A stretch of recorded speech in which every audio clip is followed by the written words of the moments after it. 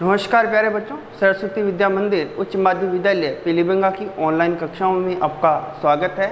आज हम कक्षा 10 में हमारा जो तीसरा पाठ हमारी पाठ्य पुस्तक का क्षितिज का जो चल रहा था सेनापति, उसकी जो व्याख्या जो हमने करनी है उसका आज हम प्रारंभ करेंगे। हमारा भाग 1 है, क्योंकि इसके कुल 4 छंद हमारी पाठ्यपुस्तक में संकलित है, जिनको हमने 2 भागों में विभाजित किया है। 2 आज, हम 2 दूसरी कक्षा में करेंगे। प्यारे बच्चों, सेनापति जी का ये जो 4 कवित्व जो हमारे पाठ्यपुस्तक में संकलित है, ये ऋतु वर्णन से संबंधित है। और प्रथम जो हमारा छंद है, इसमें ऋतुराज बसंत को राजा के मानवीकरण के रूप में यहाँ पर कवि ने प्रदर्शित किया है। इसमें जिस प्रकार एक राजा की सवारी नगर में भ्रमण करती है, उसी प्रकार बसंत को यहाँ पर ऋतुओं का राजा मानते हुए, और जैसे राजा अपनी चतुरंगनी सेना के साथ आता है, वैसे ही बसंत का आगमन भी उस चतुरंगनी सेना के समान यहाँ पर बताया है। और हमारा जो दूसरा छंद है वह कवित्व छंद। इसमें कवि सेनापति ने एक ही छंद में श्लेष अलंकार का प्रयोग करते हुए ग्रीष्म ऋतु और वर्षा ऋतु का बहुत ही सुंदर चमत्कारिक वर्णन यहाँ पर हमें देखने को मिलेगा। इसमें तो हम अपने प्रथम छंद की जो व्याख्या भावार्थ है उसको समझने का प्रयास करते हैं। प्रथम छंद कहता है, बरण बरण तरु फूले उपवन बन, सोई चतुरंग संग दल लयतु है, बद जिमि बोलत बिरद वीर कोकिल है, गुंजत मधुप गान गुण गह्यतु है, आवे आस पास पुरुपन की सुबास सोई, सोने के सुगंध माज सने रहियतु है, शोभा को समाज सेनापति सुख साज आज आवत बसंत ऋतुराज कह्यतु है।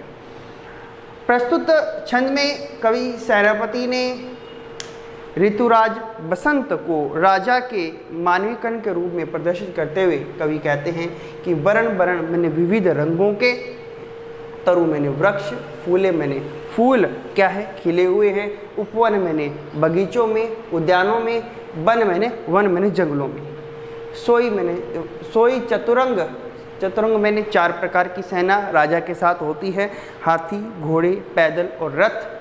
संग मैंने साथ में, दल मैंने सेना, लहियत में रहती है, आती है।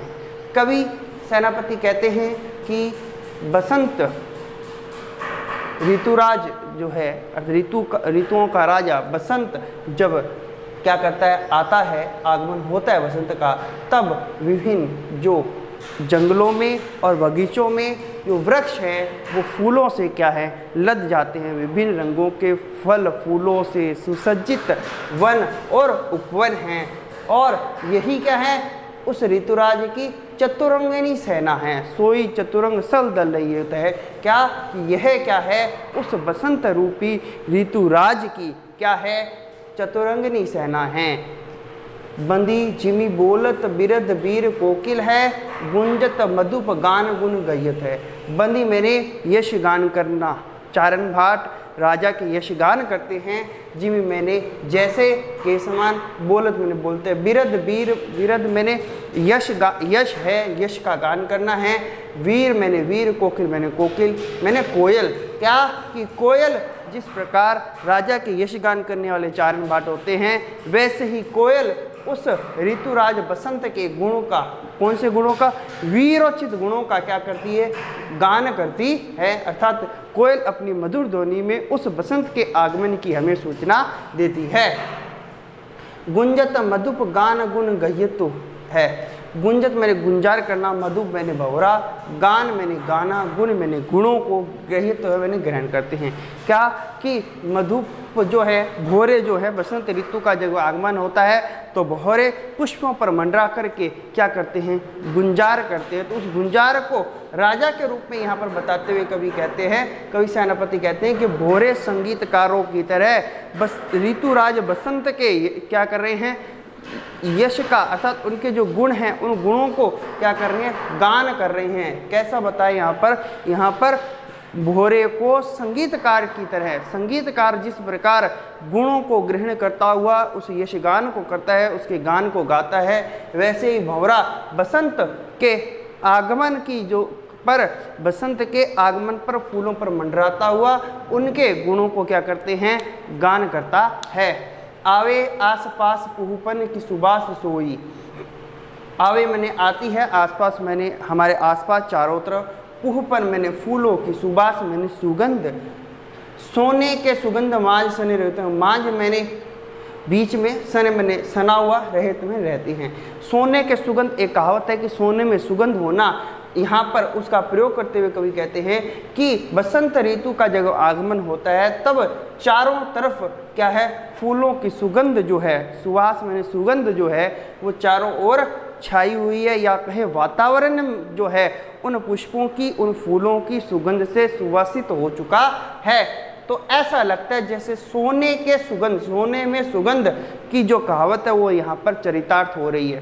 प्यारे बच्चों, सोने में सुगंध का मतलब यहाँ पर जो बसंत ऋतु के आगमन पर जो सरसों पर पीले पीले जो फूल आ जाते हैं, उन पीले फूलों की जो मादकता है अर्थात जो खुशबू है, उस खुशबू की कही गई है क्या कि सरसों के पीले फूलों की जो सुगंध है वो चारों तरफ फैलती है, वही यहाँ पर सोने में सुगंध के समान बताई गई है।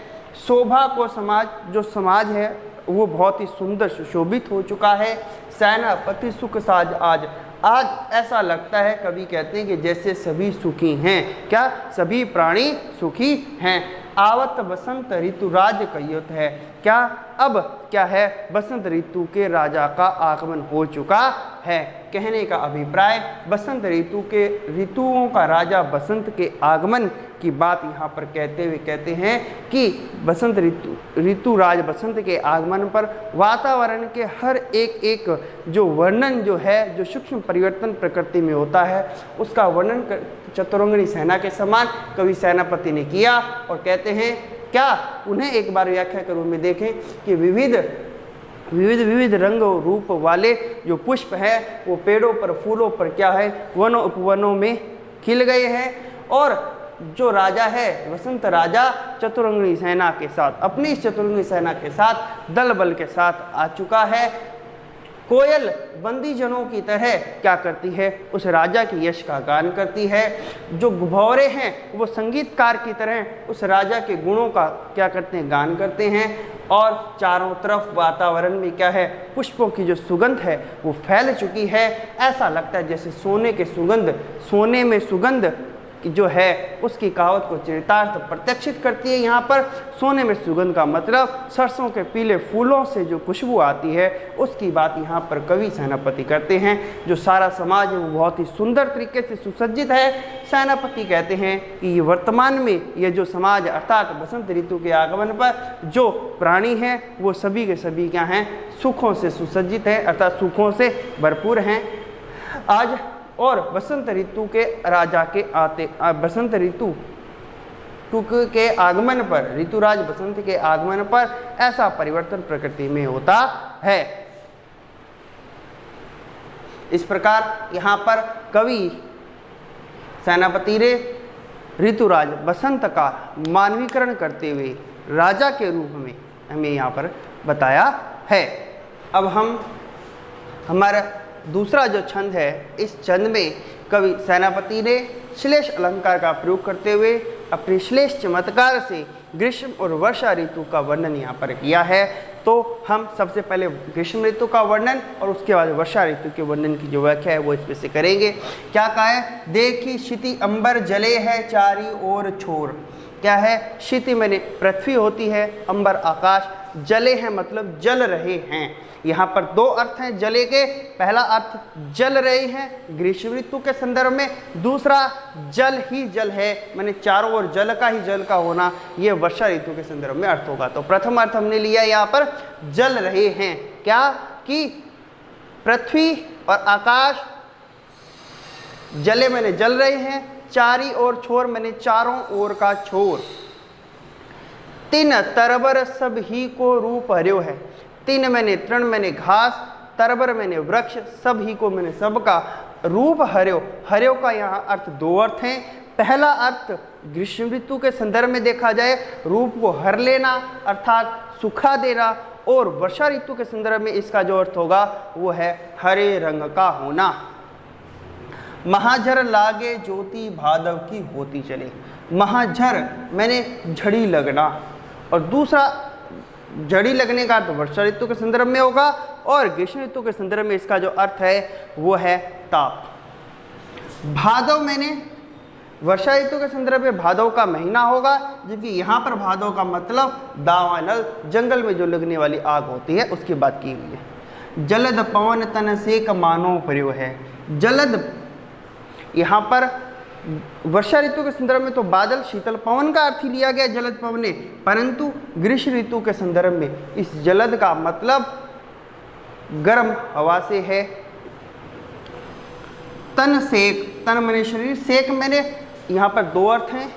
वर्षा ऋतु के संदर्भ में उस पवन का सुखदायी स्पर्श है, जबकि यहाँ पर जो स्पर्श होगा वो कैसे होगा, दुखदायी होगा, मैंने पीड़ा देने वाला होगा, जैसे सेक करते हैं उसको कहा गया। मानो प्रयोग है, परा है। दारुण तरनी तरे नदी सुख पावे सब। दारुण मैंने कष्टदायी है। तरणी के दो अर्थ होते हैं, एक अर्थ सूर्य और एक अर्थ नाव। सूर्य के अर्थ में ग्रीष्म ऋतु में, और नाव का अर्थ वर्षा ऋतु के संदर्भ में।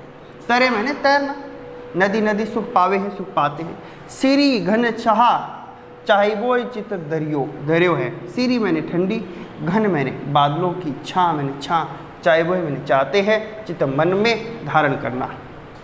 देखो सेनापति के चतुराई, देखो चतुराई सेनापति कविताई की जो ग्रीष्म विषम वर्षा की सम कर्यो है। ग्रीष्म मैंने ग्रीष्म, विषम मैंने भयंकर, वर्षा मैंने वर्षा ऋतु, सम मैंने समान कराया है। ये शब्दार्थ है। देखो क्षिति अंबर जले चारी ओर छोर, तिन तरबर सब ही को रूप हर्यो है। महाजर लागे ज्योति भादव की होती चले, जलद पवन तन सेक मानो पर्यो है। दारुण तरणी तरे नदी सुख पावे, श्री घन छा चाई बोई चित धर्यो है। देखो चतुराई सेनापति कविताई की जो ग्रीष्म विषम बरखा की सम कर्यो है। यहाँ पर प्रथम हम ग्रीष्म ऋतु में देखते हैं क्या कि कवि सेनापति ग्रीष्म ऋतु का वर्णन करते हुए कहते हैं कि पृथ्वी और आकाश जो हैं वो चारों ओर से क्या है, जल ही जल रहे हैं। कि सूर्य के भयंकर ताप के कारण, सूर्य की भयंकर गर्मी के कारण क्या है, पृथ्वी हो चाहे आकाश हो, चारों ओर से क्या है, अर्थात चारों तरफ अगर हम देखें तो वे जल ही जल रहे हैं, अर्थात ताप से पीड़ित है।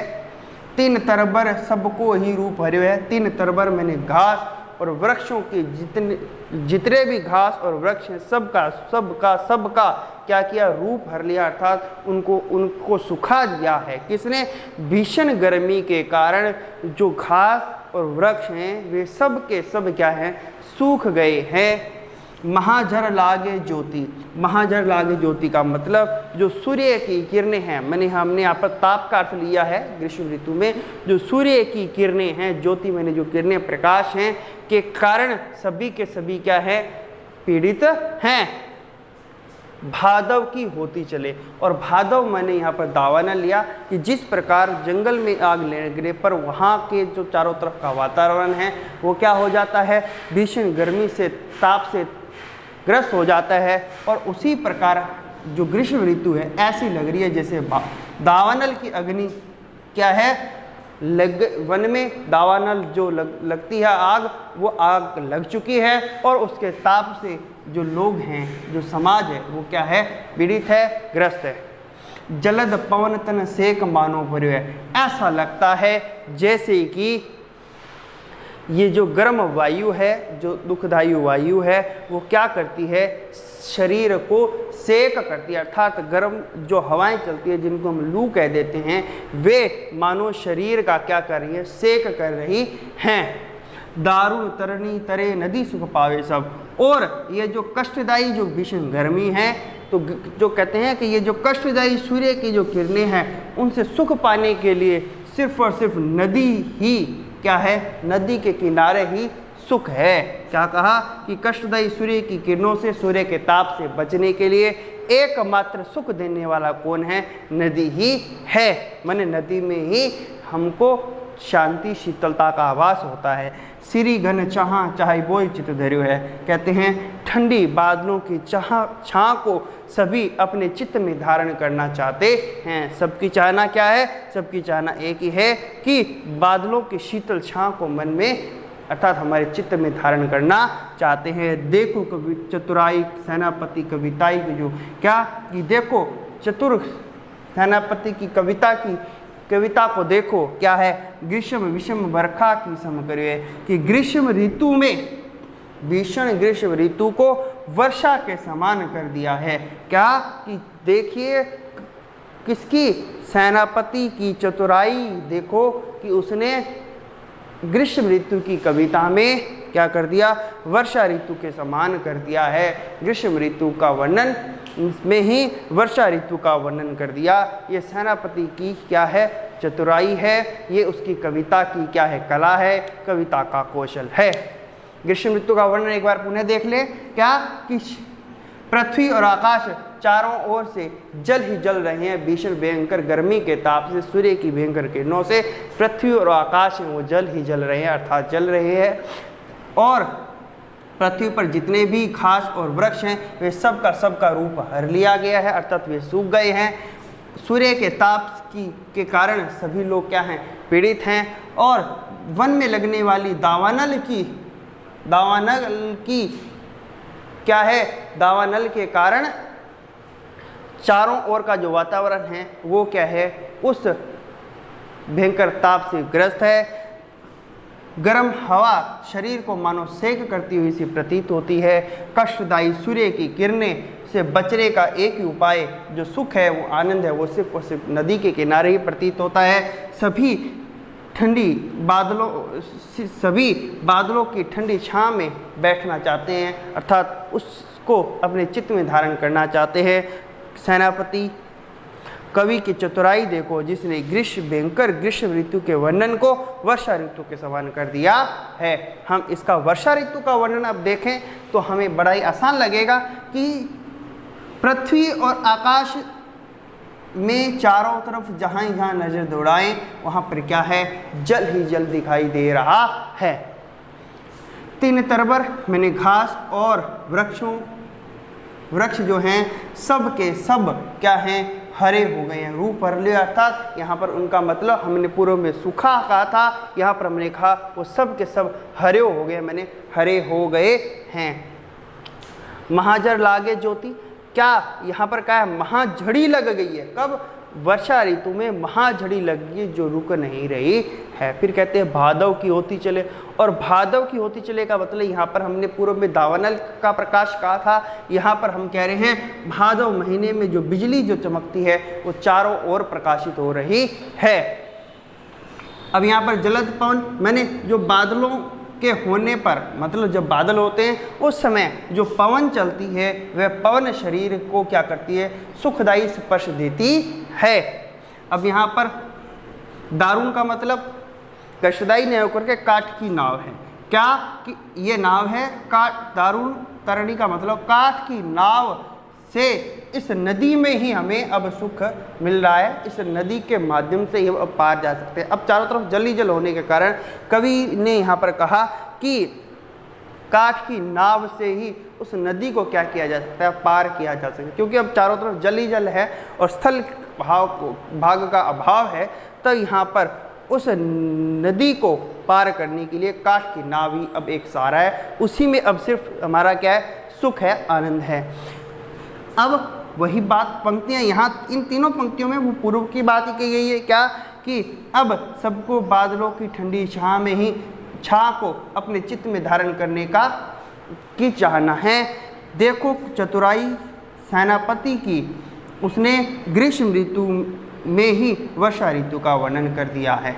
इन तीन पंक्तियों का वर्णन तो वही पूर्व का है, और ऊपर की जो 5 पंक्तियाँ हैं इनमें वर्षा ऋतु का वर्णन किया। दोबारा देख लो कि वर्षा ऋतु के समय पृथ्वी और आकाश जहाँ देखो वह जल ही जल दिखाई देता है। वृक्ष और जो घास हैं सब के सब रूप हर लिए गए हैं, अर्थात वे सब के सब क्या हो गए? हरे हो गए हैं। वर्षा ऋतु में महाझड़ी लगी हुई है, अर्थात वर्षा की जो जड़ी है वो रुक नहीं रही है। और भादव महीने में जो बिजलियां जो कड़कती हैं, बिजलियां जो चमकती हैं, वो चारों ओर प्रकाशित हो रही हैं। बादलों के होने पर जो ठंडी पवन चलती है वो शरीर को मानो सुखदायी स्पर्श प्रदान करती हैं। काठ की नाव ही अब नदी को पार करने में हमें सहायक है। वो काठ की नाव ही हमारे सुख का अब क्या है, साधन बन गई है। बादलों की शीतल चाह को चित्त में धारण करना कवि कहते हैं, वो जो समाज के लोग हैं वे चाहते हैं। देखो चतुराई सेनापति कवि की, क्या कवि सेनापति की चतुराई को देखो, जिसने ग्रीष्म ऋतु के वर्णन को वर्षा ऋतु के समान कर दिया है। इस प्रकार ये हमारे 2 छंद थे, इनको आप पढ़ें, समझने का प्रयास करें, बार बार वीडियो को देखें, और कोई प्रश्न हो तो आप कमेंट करके हमें बता सकते हैं। विद्यालय के व्हाट्सएप ग्रुप में भी हमें प्रश्न कर सकते हैं, हम उसका समाधान अगली वीडियो के अंदर कर देंगे। तो अगली कक्षा के में मिलेंगे। धन्यवाद।